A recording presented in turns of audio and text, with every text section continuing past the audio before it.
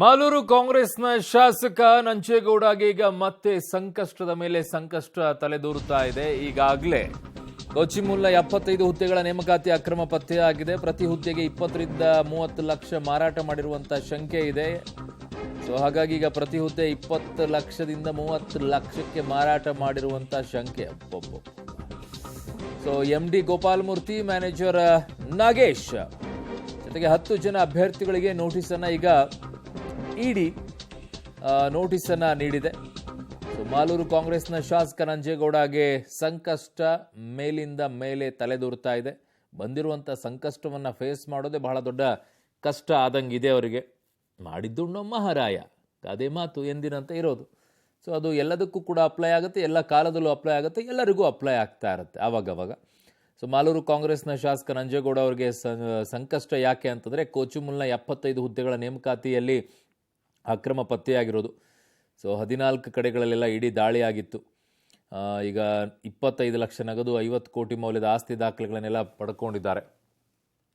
ನನ್ನ ಸಹೋದ್ಯೋಗಿ ಕೋಲಾರದಿಂದ ರವಿ ನನ್ನ ಸಂಪರ್ಕಕ್ಕೆ ಸಿಗ್ತಾ ಇದ್ದಾರೆ. ರವಿ, ಏನೆಲ್ಲ ಬೆಳವಣಿಗೆಗಳು ನಡೆದಿದೆ ಈ ಪ್ರಕರಣದಲ್ಲಿ ಈಗ?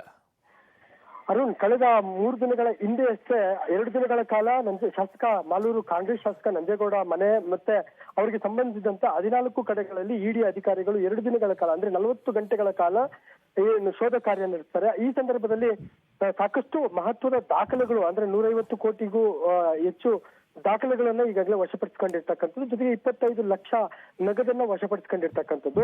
ಅಂದ್ರೆ ಏನು ಪ್ರಮುಖವಾಗಿ 3 ವಿಚಾರಗಳಂತೆ ಇಡಿ ಅಧಿಕಾರಿಗಳು ತನಿಖೆಯನ್ನ ಕೈಗೊಂಡಿರ್ತಕ್ಕಂಥದ್ದು. ಅದರಲ್ಲಿ ಪ್ರಮುಖವಾಗಿ ಏನು ಅಕ್ರಮ ಭೂ ಮಂಜೂರಾತಿ ಅಂದ್ರೆ 150 ಕೋಟಿ, ಜೊತೆಗೆ ನೇಮಕಾತಿ, ಈ ತನಿಖೆ ವೇಳೆ ನೇಮಕಾತಿ ಹಗರಣ ಕೂಡ ಬಯಲಿಗೆ ಬಂದಿರ್ತಕ್ಕಂಥದ್ದು, ಕೊಚ್ಚಿಮುಲ್ ನೇಮಕಾತಿ ಹಗರಣ. ಜೊತೆಗೆ ಅವರ ಬಿಸ್ನೆಸ್ ವಿಚಾರದಲ್ಲಿ ಒಟ್ಟು 240 ಕೋಟಿ ರೂಪಾಯಿ ಅಕ್ರಮ ಆಸ್ತಿ ಜೊತೆಗೆ ವಹಿವಾಟು ನಡೆದಿದೆ ಅನ್ನೋ ಒಂದು ಮಾಹಿತಿಯನ್ನ ಸದ್ಯಕ್ಕೆ ಇಡಿ ಅಧಿಕಾರಿಗಳು ಸಂಗ್ರಹಿಸಿರ್ತಕ್ಕಂಥದ್ದು. ಅದರಂತೆ ಈಗಾಗಲೇ ನಂಜೇಗೌಡ ಅವರಿಗೆ ಏನು ವಿಚಾರಣೆಗೆ ಕರೆದಾಗ ಬರಬೇಕು ಅನ್ನೋ ಒಂದು ಮಾಹಿತಿಯನ್ನ ಕೊಟ್ಟು ಈಗಾಗಲೇ ಇಡಿ ಅಧಿಕಾರಿಗಳು ಹೋಗಿರ್ತಕ್ಕಂಥದ್ದು. ನಿನ್ನೆ ಏನು ಪತ್ರಿಕಾ ಹೇಳಿಕೆಯನ್ನು ಬಿಡುಗಡೆ ಮಾಡಿರುವಂತಹ ಇಡಿ ಅಧಿಕಾರಿಗಳು ಈಗಾಗಲೇ ಸುಮಾರು ಏನು 150 ಕೋಟಿ ಭೂ ಅಕ್ರಮ ಮಂಜೂರಾತಿ ಜೊತೆಗೆ 25 ಕೋಟಿ ಅಷ್ಟು ನಂಜೇಗೌಡರ ಬಳಿ ಅಕ್ರಮ ಆಸ್ತಿ ಇದೆ ಅನ್ನೋ ಒಂದು ಮಾಹಿತಿಯನ್ನ ಬಹಿರಂಗಪಡಿಸಿರ್ತಕ್ಕಂಥದ್ದು. ಈ ಮಧ್ಯೆ ಅಂದ್ರೆ ಹೊಸದಾಗಿ ಕೇಳಿ ಬರ್ತಾ ಇರ್ತಕ್ಕಂಥದ್ದು, ಕೊಚ್ಚಿಮುಲ್ನ ಅಧಿಕಾರಿಗಳು ಸೇರಿದಂತೆ ಈಗಾಗಲೇ 10ಕ್ಕೂ ಹೆಚ್ಚು ಜನರಿಗೆ ನೋಟಿಸ್ ಅನ್ನ ಕೊಟ್ಟಿದ್ದಾರೆ. ಮುಂದಿನ ಬುಧವಾರ ಬರೋದಕ್ಕೆ ವಿಚಾರಣೆಗೆ ಹೇಳಿದ್ದಾರೆ ಅನ್ನೋ ಒಂದು ಮಾಹಿತಿಯನ್ನ ಸದ್ಯಕ್ಕೆ ಸಿಗ್ತಾ ಇರ್ತಕ್ಕಂಥದ್ದು.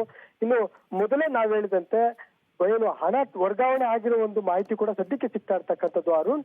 ಅಂದ್ರೆ ಏನು ತೆಲಂಗಾಣ ಉಸ್ತುವಾರಿಯಾಗಿ ಶಾಸಕರು ಸೇರಿದಂತೆ ಡಿ.ಕೆ. ಶಿವಕುಮಾರ್ ಅಂದ್ರೆ ಕಾಂಗ್ರೆಸ್ ನಾಯಕರು ಎಲ್ಲರನ್ನೂ ಕೂಡ ನೇಮಕ ಮಾಡಲಾಗಿತ್ತು. ಆ ಸಂದರ್ಭದಲ್ಲಿ ಸಾಕಷ್ಟು ಹಣ ವರ್ಗಾವಣೆ ಆಗಿದೆ ಅನ್ನೋ ಒಂದು ಮಾಹಿತಿ ಸದ್ಯಕ್ಕೆ ಸಿಗ್ತಾ ಇರ್ತಕ್ಕಂಥದ್ದು ಅರುಣ್. ಓಕೆ ರವಿ, ನಿಮ್ಮೆಲ್ಲ ಮಾಹಿತಿಗೆ ಧನ್ಯವಾದಗಳು.